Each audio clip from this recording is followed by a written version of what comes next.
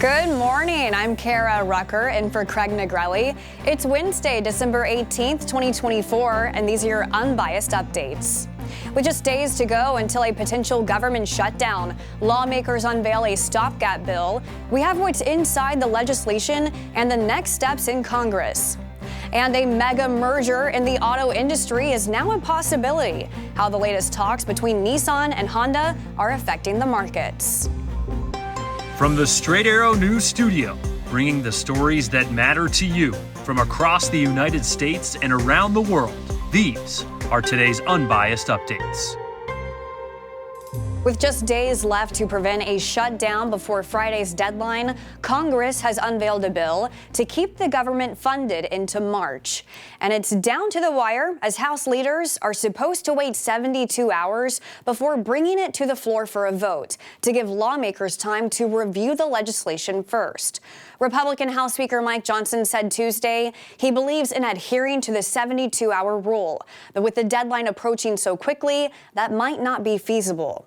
This new stopgap bill includes more than $100 billion in disaster aid, a one-year extension to the Farm Bill, $10 billion in economic assistance to farmers, a bill to renew expiring health care programs, and a measure to restrict U.S. investments in China right now. The government is funded through Friday by a different stopgap measure approved by lawmakers back in September. In a statement last night, Senate Majority Leader Democrat Chuck Schumer said he's, quote, pleased these negotiations led to a bipartisan government funding agreement free of cuts and poison pills, while also securing Democratic priorities like millions for child care, workforce training and job placement, assistance for the Key Bridge rebuild, additional disaster relief funding, and more. If approved, this new stopgap bill will keep the government open through March 14th, after the GOP has gained control of both the House and the Senate. We turn now to the latest developments in three recent deadly shootings in America. First, Luigi Mangione, the suspect in the killing of United Healthcare CEO Brian Thompson earlier this month, has been indicted on charges of first-degree murder as an act of terrorism. In a press conference, Manhattan District Attorney Alvin Bragg called the shooting outside a Manhattan hotel a, quote, frightening, well-planned, targeted murder intended to cause shock and detention and intimidation. Mangione is facing 11 counts, including 2 of second-degree murder, as well as weapon and forgery charges. If convicted, he faces a sentence of life in prison without parole. Mangione, who remains in a Pennsylvania prison, is set for 2 hearings on Thursday, one on charges he faces there and another for his extradition to New York. Now to a tragedy in Maryland. A mass shooting near a Baltimore funeral home left 1 person dead and 9 others hurt overnight. Baltimore County Police Chief Robert McCullough said officers responded to reports of shots fired at around 7:15 Tuesday night and found a vehicle lying on its side in flames. McCullough said it appears the car was involved in an incident that caused it to crash and catch on fire, but did not say how that was related to the shooting.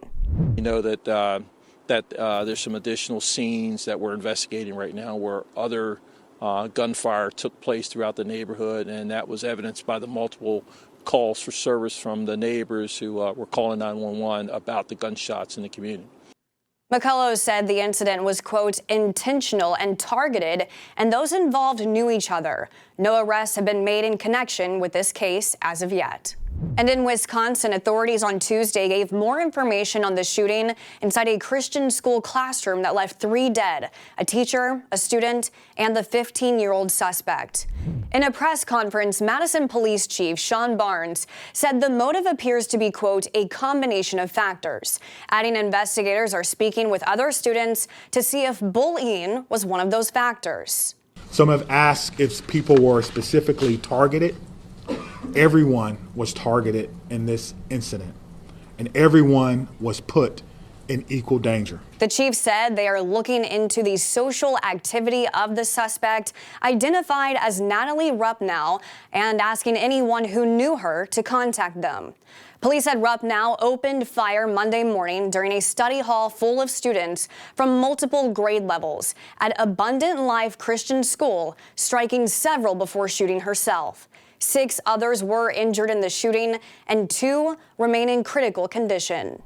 Shares for Nissan are surging this morning following reports of potential merger talks with Honda. Both automotive giants released a statement to media confirming the whispers of a possible business integration, but not confirming any decision set in stone yet. The two have already collaborated on electric vehicles and battery technology, but they could potentially benefit from deepening their ties as the two have seen challenges this year. Nissan and Honda have seen dwindling sales in China, the world's largest car market, and both automakers are navigating a slow shift to the EV market amid growing competition. Talks of the potential merger saw Nissan shares notch its best day in more than 40 years, with a 24% surge, though Honda saw a dip. Some reports suggest the two will sign a memorandum of understanding on the potential deal soon, with Mitsubishi also said to be a potential third player in the mix. Finally this morning, a big honor for a big-name actor. Tom Cruise, who nearly 40 years ago first starred as Pete Maverick Mitchell in the film Top Gun, was awarded Tuesday with the Navy's top civilian honor.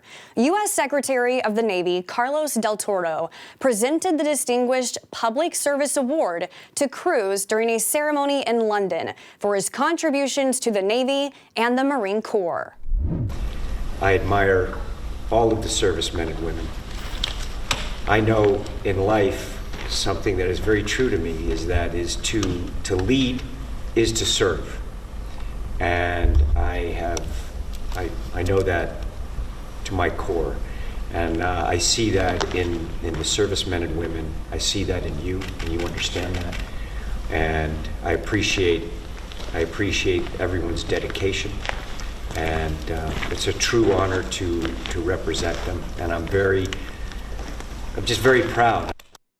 The Navy says the 62-year-old actor's efforts in the film industry have increased public awareness and appreciation for its highly trained personnel and the sacrifices they make while in uniform. As for what's next for Cruise, his film Mission Impossible: The Final Reckoning is set to be released in theaters in May 2025. These are your unbiased updates for this Wednesday. We'll see you back here tomorrow. For all of us here at Straight Arrow News, I'm Kara Rucker. Have a great day.